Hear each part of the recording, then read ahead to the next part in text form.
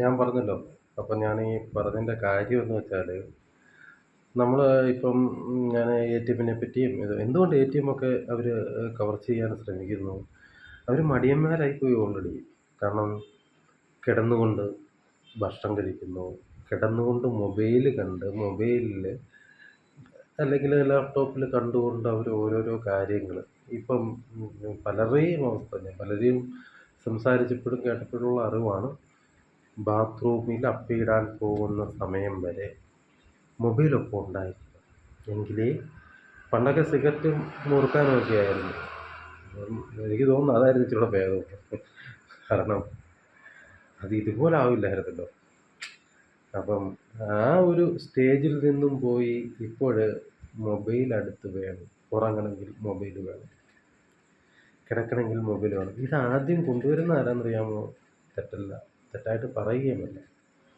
നമ്മുടെ ജീവിതത്തിൽ ഏറ്റവും ആദ്യം ഈ പ്രീണനത്തിലേക്ക് മൊബൈൽ അല്ലെങ്കിൽ മാധ്യമങ്ങളുടെ പ്രീണനത്തിലേക്ക് വഴിതെറ്റി വീഴ്ത്തുന്ന അമ്മമാരാണ്. ശ്രദ്ധിക്കേണ്ട കാര്യമാണ്. കാരണം അമ്മമാർ നോക്കുമ്പം എൻ്റെ കുട്ടി കരയരുത്, അത് കരയാതിരിക്കണം. ചിലപ്പോൾ നല്ല പ്രവൃത്തി കൊണ്ടായിരിക്കാം, അല്ലെങ്കിൽ മോശം കൊണ്ടായിരിക്കും.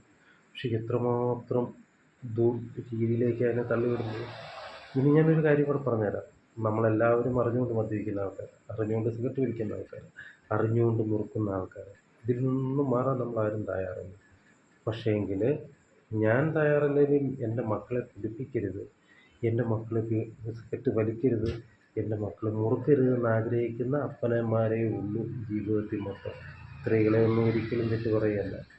അവർ ഒരിക്കലും എൻ്റെ മക്കൾ കൊലപാതകം ആകരുത്, ആരെയും ഉപദ്രവിക്കരുത്, അവർ ജീവിതത്തിൽ തെറ്റായ ചിന്തയിലേക്ക് നയിക്കരുതേ എന്നുള്ള ചിന്ത ഉള്ള ആൾക്കാരാണ് അമ്മമാർ. എത്ര ഒരു കൊലപാതകിയാണേലും, എത്ര ഒരു കള്ളനാണേലും, മോഷ്ടാവാണേലും അമ്മ മോനെ അമ്മേനെ, അമ്മ മോനെ മോനെന്നേ വിളിക്കൂ. മറ്റാർക്കും അത് വിളിക്കാൻ പറ്റില്ല. അപ്പനെ എടാന്നും പട്ടിയെന്നും നാറിയെന്നും വിളിക്കാം. പക്ഷെ അമ്മ എൻ്റെ മോനെ നീ ഇത് ചെയ്തില്ലോടാന്നേ പറയൂ. അതാണ് അമ്മയുടെ മഹത്വം. ഭൂമിയിൽ കാണപ്പെട്ട ദൈവങ്ങൾ, ഭൂമിയിലുള്ള ദൈവങ്ങൾ. നീ വേറൊരു ചിന്തയിലേക്ക് പോകണ്ട. അപ്പം ഞാൻ ദൈവത്തിൽ അമ്മ കഴിഞ്ഞേ ഉള്ളല്ല. അമ്മയല്ലാതെ ഭൂമിയില്ല, ജീവിതവുമില്ല, രീതിയില്ല. അപ്പോൾ ഇത് ഞാൻ പറഞ്ഞത് ഈ മാധ്യമങ്ങളുടെ, അതായത് ഓൺലൈൻ ഈ നമ്മുടെ സോഷ്യൽ മീഡിയകളുടെ നല്ലതാണ്, ഒരുപാട് നല്ലതാണ്, പല കാര്യങ്ങളിലും നമുക്ക് ഉപകാരമാണ്.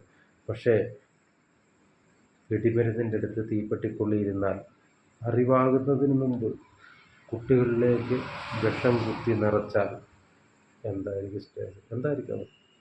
ചിന്തിക്കുക. ഞാൻ നിങ്ങളെ ബോറടിപ്പിക്കാൻ വേണ്ടി സംസാരിക്കുന്നൊന്നുമല്ല. കുറേ ജീവിതങ്ങളിൽ നിന്നും കുറേ ആൾക്കാരിൽ നിന്നും ഫീൽഡ് വർക്കായിരുന്നു എനിക്ക്. അങ്ങനെ പല വീടുകളും പല ഹോസ്പിറ്റലുകൾ, ഗവൺമെൻറ് ഓഫീസുകൾ തുടങ്ങിയ എല്ലാം കണ്ടതിൽ നിന്നുള്ള ഒരു അഭിപ്രായത്തിൻ്റെ ഒരു പേരിലിട്ടെന്നുള്ളതേ ഉള്ളൂ. പിന്നെ ഇനിയും പുതിയ പുതിയ വീഡിയോകൾ വരും. ഓരോരോ വീഡിയോയിലും നിങ്ങൾ ലൈക്ക് ചെയ്യുക. എനിക്കിതിൻ്റെ ഇത് പണം സമ്പാദിക്കണമെന്നും കരുതിയൊന്നും ഇടുന്ന വീഡിയോ അല്ല. കാരണം ഇതിൻ്റെ ഒന്നും എനിക്ക് എ ടു ഇസഡ് അറിയില്ല. ഇപ്പം ഇങ്ങനെ ഞാനൊരു പുസ്തകത്തിൽ വായിച്ചതാണ്. ആ പുസ്തകത്തിൽ വായിച്ചത് വെച്ചിട്ട് ഇതിൽ യൂട്യൂബ് ഞാൻ എന്ത് ചെയ്തു, യൂട്യൂബ് ഞാനൊരു അക്കൗണ്ട് എടുത്തു. അങ്ങനെ തുടങ്ങി. അങ്ങനെ തന്നെ ഇപ്പം ഞാൻ വീഡിയോ ഇടുന്നതാണ്. തീർച്ചയായിട്ടും വീണ്ടും എൻ്റെ പുതിയ പുതിയ വിശേഷങ്ങളൊക്കെ ആയിട്ട് എന്നെ കാണുമെന്ന് നിങ്ങളും പ്രതീക്ഷിക്കുന്നു, നിങ്ങളെ കാണുമെന്ന് ഞാനും പ്രതീക്ഷിക്കുന്നു. Okay, good night.